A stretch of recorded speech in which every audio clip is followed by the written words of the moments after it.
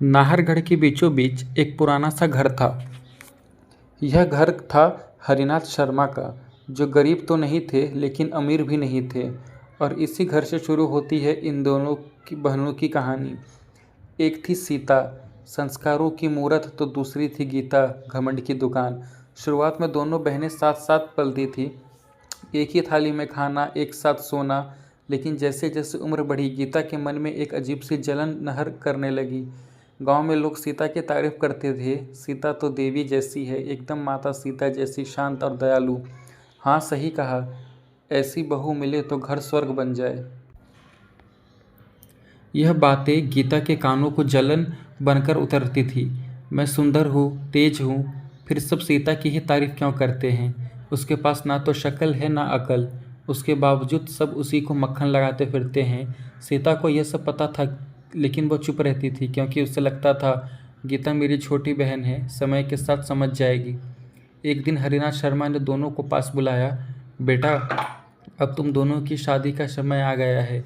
सीता ने सिर झुका लिया, जबकि गीता की आंखों में चमक आ गई। पहले सीता के लिए राम का रिश्ता आया।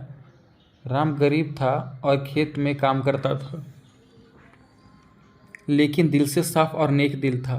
गीता ने जब यह सुना तो वो हंस पड़ी। वाह, बड़ी बहन को तो खेतिहार किसान मिल गया, अब तो ज़िंदगी मज़े में कटेगी। वैसे भी इसे तो बंधुआ मजदूरी करना अच्छा लगता है। गीता की बात पर सीता ने कुछ नहीं कहा, जबकि हरिनाथ ने कहा, हाँ वो गरीब है लेकिन मेहनती और ईमानदार है, और साथ ही नेक दिल भी। सीता उसके साथ बहुत खुश रहेगी। जी बाबूजी, जैसा आप ठीक समझे। वहीं दूसरी तरफ गीता के लिए मोहन का रिश्ता आया, जो एक जाना माना व्यापारी था। पक्का मकान, नौकर चाकर, सब कुछ था उसके पास। यह सुनते ही गीता का घमंड आसमान छूने लगा। देखा बाबूजी, किस्मत भी समझती है कि कौन किस लायक है। हरिनाथ ने गीता को जवाब नहीं दिया, क्योंकि वह उस रग रग से वाकिफ थे। खैर, शादी तय हो गई और जल्द ही दोनों बहनों की शादी भी हो गई। सीता शादी करके राम के साथ उसके घर आ गई। राम का घर छोटा था, छप्पर की छत, एक टूटी सी रसोई और कुछ कुछ बोरियों में रखा अनाज। सीता, मेरे पास ज़्यादा कुछ तो नहीं है, लेकिन कोशिश करूँगा कि तुम्हें कभी किसी चीज़ की कमी ना हो। मुझे कुछ नहीं चाहिए राम, बस आपका साथ काफ़ी है मेरे लिए। उधर जब गीता अपने ससुराल पहुंची तो आलीशान घर और चमचमाती गाड़ियाँ। वाह, इतनी दौलत शोहरत सब मेरा, अब तो मेरे ऐश ही ऐश हैं।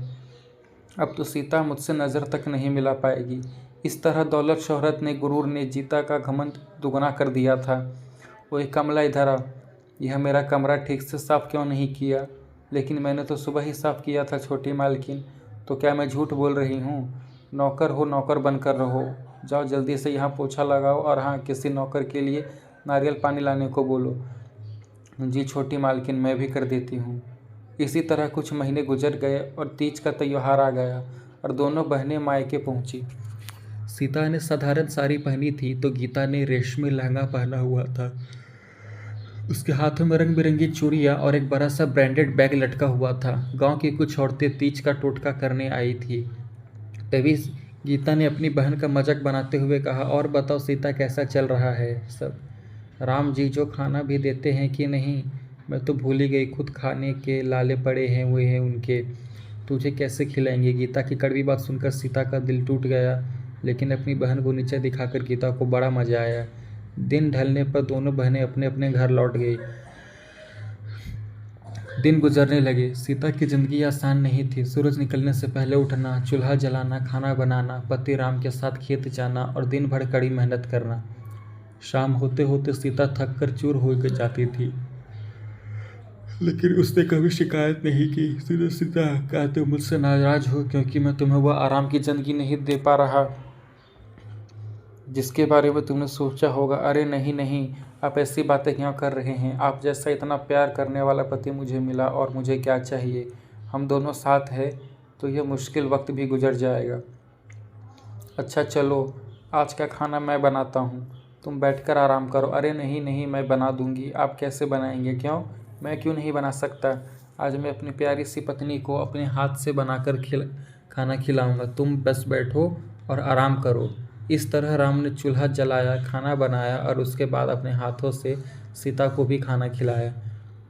एक तरफ जहाँ राम अपनी पत्नी सीता से बहुत प्यार करता था, वहीं दूसरी तरफ गीता को पूरा ऐशो आराम मिल रहा था। लेकिन एक चीज़ की कमी उससे खलने लगी थी, पति का प्यार और इज्जत। एक रोज़ जब गीता नहाकर बाहर आई तो सिर पर पल्लू रखना भूल गई। तभी उसकी सास ममता ने उसे देख लिया। अरे मोही, मायके से कुछ नहीं सिखाया क्या? घर में बहू कैसे रहती है? उसके तैर ठिकाने का पता है कि नहीं? अरे तू अब छोरी नहीं रही, इस घर की बहू बन चुकी है। कम से कम इतनी मर्यादा का ख्याल तो रख। माफ़ कर दीजिए मम्मी जी, गलती हो गई, आगे से ध्यान रखूंगी। अरे क्या खाक ध्यान रखेगी? पता नहीं उन्होंने क्या तुझ जैसी लड़की से मेरे फूल से बच्ची की शादी कर दी, गरीब गवार कहीं की। अपनी सास की इस बात सुनकर गीता का दिल टूट गया। उसने जो ऐशो आराम सोचा था वो तो उसे मिला, लेकिन उसके बदले में उसे हक का प्यार और इज्जत उससे छीन गई थी। शुरुआत में गीता की जिंदगी किसी रानी से कम नहीं थी। रेशमी साड़ियाँ, गहने, कपड़े, नौकर चाकर, लेकिन धीरे धीरे उसे एहसास होने लगा कि पति के प्यार के बिना यह सब चीज़ें अधूरी है। मोहन दिन भर दुकान में रहता, शाम को घर आता थका हुआ और सीधे ही खाना खाकर सो जाता। इससे परेशान होकर एक दिन गीता ने कहा, तुम मेरे लिए समय क्यों नहीं निकालते? मोहन ने गीता की बात सुनकर बड़े ही सख्त लहजे में जवाब दिया, औरत हो, औरत बनकर रहो, ज़्यादा सवाल जवाब मत किया करो। तुम्हें सारा ऐशो आराम मिल रहा है, यही बहुत है। गीता, जिसे अपने हुनर पर गुरूर था, वो मोहन की बातें सुनकर चकनाचूर हो गया। खैर कुछ दिन और ऐसे ही गुजर गए। एक दिन खबर आई कि मोहन का एक बड़ा सौदा डूब गया है। कारोबार में भारी नुकसान हो गया था। माधो काम में बहुत बड़ा नुकसान हो गया है। जो बड़ा ऑर्डर आया था अचानक से क्लाइंट ने मना कर दिया, पर हमने कर्ज लेकर भारी इन्वेस्टमेंट कर दी थी। अब हम पूरी तरह कर्जे में डूब चुके हैं। बेटा तू चिंता मत कर, जल्दी सब ठीक हो जाएगा। बिजनेस में तो ऊंच नीच होती रहती है। ऐसे ही कुछ दिन गुजरे और मोहन की दुकान पर कर्ज बढ़ने लगा। लोगों ने उधार समय पर वापस नहीं किया। मोहन का बहुत पैसा फंस गया और सास ममता का लहजा भी गीता के लिए बदल गया। बहू, अब साथ श्रृंगार कम करो, हालातों को समझो, इन गहनों जेवरात मुझे दे दो, ज़रूरत में काम आएंगे। इस तरह गीता ने अपने सारे गहने जेवरात उतार कर अपनी सास को दे दिए। जो गीता एक रानी की तरह रहती थी, इसके इतने हालात अचानक से नौकरानी जैसे हो गए थे। उधर राम ने एक नया फैसला लिया। उसने कहा, सीता, हम सिर्फ फसल पर नहीं जा सकते, हमें कुछ और भी करना होगा। सीता ने भी राम की हिम्मत बढ़ाई। जी, जैसा आप ठीक समझे, मैं आपके हर फैसले में आपके साथ हूँ। तो फिर ठीक है सीता, मैं शहर में एक छोटी सी दुकान किराए पर ले लेता हूँ। हम खेत में ताज़ा फल सब्जियाँ उगाकर वहाँ बेचा करेंगे। इससे हमें मंडी से 10 गुना मुनाफा होगा। बहुत अच्छा विचार है जी, मैं आपके साथ हूँ, हम बहुत मेहनत करेंगे। इस तरह दोनों ने मिलकर सब्जियाँ उगाना शुरू किया और राम उन्हें मंडी में बेचने की जगह शहर के बाजार में ले जाकर बेचने लगा। एक शाम जब राम सब्जियाँ बेचकर घर आया, अरे सुनो सीता, बाहर तो आओ ज़रा। राम की आवाज़ सुनकर सीता घर से बाहर और उसने देखा कि राम के हाथ में कुछ बैग लटके हुए हैं। अजी क्या हुआ, बहुत खुश लग रहे हो? अरे सीता, खुशी की बात तो है, तुम्हें पता है आज 10,000 की सब्जियां बिक गई। अगर ऐसे ही हालात रहा तो बहुत ही जल्द हम अमीर हो जाएंगे। अजी यह तो सच में बहुत खुशी की बात है। अगर रोज़ ऐसे ही कमाई होने लगी तो हम हर महीने 3 लाख तक कमा लेंगे। हाँ सीता, यह सब तुम्हारी वजह से ही हो पाया है। अगर तुम मेरे साथ ना होती तो शायद ही यह कभी मुमकिन नहीं हो पाता। अजी यह भी कोई कहने की बात है? आपकी पत्नी हूँ और आपके हर फैसले में आपके साथ हूँ। अच्छा यह सब छोड़िए, यह बताइए आपके हाथों में यह क्या है? पहले अंदर तो चलो, मैं सब बताता हूँ। इस तरह दोनों घर के अंदर आ जाते हैं। राम वह बैग सीता के साथ हाथ में देते हुए कहता, सीता, यह मेरी तरफ से तुम्हारे लिए पहला उपहार है। जब सीता ने बैग खोल कर देखा तो उसके अंदर सुंदर सुंदर साड़ियाँ रखी हुई थी। जी, ये तो बहुत सुंदर साड़ियाँ हैं। क्या मेरे लिए हैं? नहीं, पड़ोस वाली के लिए। यह सुनकर सीता के चेहरे पर हल्का सा गुस्सा झलक आया। ठीक है, फिर उसे ही जाकर दे दो, मुझसे बात मत करो। मेरी फूलमती मजाक कर रहा हूँ, यह सब तुम्हारे लिए है। हमारी नज़रें आपके अलावा किसी और को देख ही नहीं सकती। हाँ, यह सुनकर सीता मुस्कुरा देती है। इस तरह राम की धीरे धीरे अच्छी कमाई होने लगी। सीता ने पैसों का हिसाब रखना शुरू कर दिया। उसने एक एक रुपया बचाया। गरीबी अभी भी थी, लेकिन किसी चीज़ का डर नहीं था, क्योंकि अब उनकी कमाई उनकी दैनिक ज़रूरतों से काफ़ी ज़्यादा होने लगी थी। कुछ दिन बाद जब दोनों बहनों की माँ की बरसी थी तो दोनों बहनें अपने पिता के घर आई। इस बार दोनों ने ही सादी सी साड़ियाँ ही पहनी हुई थी। अरे बेटा, कैसे हो तुम दोनों? मैं एकदम ठीक हूँ बाबा। मुझे क्या होगा, लेकिन सीता का पता नहीं। सारे दिन मजदूरी करके इसका बुरा हाल हो जाता होगा। नहीं नहीं छोटी बहन, ऐसी कोई बात नहीं है। राम ने नया बिजनेस शुरू किया है और भगवान की दया से बहुत कुछ अच्छा चल रहा है। जल्द ही हम नया घर भी लेने वाले हैं। यह सुनकर गीता की जलन और बढ़ गई। खैर, कुछ ही दिन बाद मोहन की आर्थिक हालत और बिगड़ गई। घर के गहने जेवरात बिकने लगे, नौकर हटा दिए गए। सास का गुस्सा गीता पर टूटने लगा। वह दिन रात गीता को ताने मारने लगी। अरे कलमुही, तेरे मायके से कुछ मदद क्यों नहीं मांग लेती? अपने बाप से बोल कि हमें दामाद की थोड़ी मदद कर दी जाए, ताकि मेरे तेरे पति की परेशानी थोड़ी कम हो जाए। लेकिन माँ जी, मेरे बाबा तो एक साधारण से किसान हैं, उनके पास कोई धन दौलत नहीं है, और जो थोड़े बहुत थे उन्होंने हमारी शादी में लगा दिए। वो कहाँ से हमारी मदद कर पाएंगे? हमने तुझसे मोहन की शादी करके ही बहुत बड़ी गलती कर दी। अगर किसी अच्छे खानदान में की होती तो आज कम से कम वह मोहन की मदद तो करते। यह सुनकर गीता को बहुत बड़ा धक्का लगा। उससे महसूस हुआ कि जिस धन दौलत पर, उससे शोहरत पर इससे इतना घमंड था, उसे सिर्फ एक कुत्ते की हैसियत से मिल रहा था। दोनों बहनों की जिंदगी एक नया मोड़ ले रही थी। एक तरफ जहां सीता की जिंदगी खुशहाली की तरफ बढ़ रही थी, वहीं दूसरी तरफ गीता की जिंदगी धीरे धीरे तबाही की ओर बढ़ती जा रही थी। एक रात जोरों से बारिश हो रही थी। गीता रसोई में एक कोने में बैठी थी। रो रो कर आंसू आंखें सूज गई थी उनकी। पीछे से सास की आवाज़ उसके कानों में गुजरी थी। अरे करम जली, तू डूब क्यों नहीं मरती? मेरे बेटे का सुकून खा गई तू। हमारे घर को बर्बाद करके रख दिया तूने। न मायके से पैसा लाई, न किस्मत लाई। कुलक्षणी है तो उल्टा। यह सब सुनकर भी मोहन चुप था। उसकी चुप्पी गीता के लिए सबसे बड़ा तमाचा थी। गीता को लगा जैसे कि उसका पूरा अस्तित्व ही मिट्टी में मिल रहा हो। अगली सुबह मोहन की दुकान पूरी तरह बंद हो गई। कर्जदार दरवाजे पर खड़े थे। घर पर भी बिकने की नौबत आ गई थी। सास ने बेरुखी आवाज़ में कहा, तू अपने मायके चले जा, यहाँ सब तेरा कोई काम नहीं है। हमारे पास तुझे पड़े पड़े खिलाने के पैसे नहीं हैं। गीता का घमंड पूरी तरह टूट चुका था। वह बिना कुछ बोले एक छोटी सी गठरी लेकर रोते हुए मायके की तरफ निकल पड़ी। अब गीता अपने मायके पहुंची तो हरिनाथ शर्मा उसे देखकर चौंक गए। बेटा गीता, क्या हुआ? तू अकेली क्यों है और तेरी आंखें में आंसू क्यों है मेरी बच्ची? अपने पिता की आवाज़ सुनते ही गीता फुट फुट कर रोने लगी। बाबूजी, मैं हार गई। उन्होंने मुझे घर से निकाल दिया। उनके लिए एक नौकरानी से ज़्यादा कुछ नहीं थी। मैं बेघर हो गई बाबा, मैं कहीं की नहीं रही। कोई बात नहीं मेरी बच्ची, तू रो मत, तेरा बाप अभी जिंदा है। चल अंदर चल। हरिनाथ गीता को घर के अंदर ले गए, लेकिन गीता लगातार रो रही थी। इसलिए हरिनाथ ने अपनी प्यारी बेटी सीता को फ़ोन किया। हेलो बेटा सीता, कैसी है तू? मैं ठीक हूँ बाबा, आप कैसे हैं? आपकी आवाज़ मुझे ठीक नहीं लग रही, बताइए क्या हुआ? बेटी सीता, वो गीता को उसके ससुराल वालों ने घर से निकाल दिया है। इस तरह हरिनाथ शर्मा ने पूरी बात बता दी। आप चिंता मत कीजिए बाबा, मैं घर आती हूँ। जब सीता अपने मायके आई तो लगभग रात ढल चुकी थी। वो सीधा गीता के कमरे में गई। गीता दीवार का सहारा लेकर रो रही थी। ओह, तो अब हमारी तारका इतनी कमज़ोर हो गई कि हार मान कर रोने लगी। यह सुनकर गीता ने सीता की तरफ देखा। उसकी आंखों में लाचारी और पश्चाताप दोनों झलक रहा था। अचानक गीता उठी और सीता के पैरों में गिर पड़ी। बहन, मुझे माफ़ कर दे।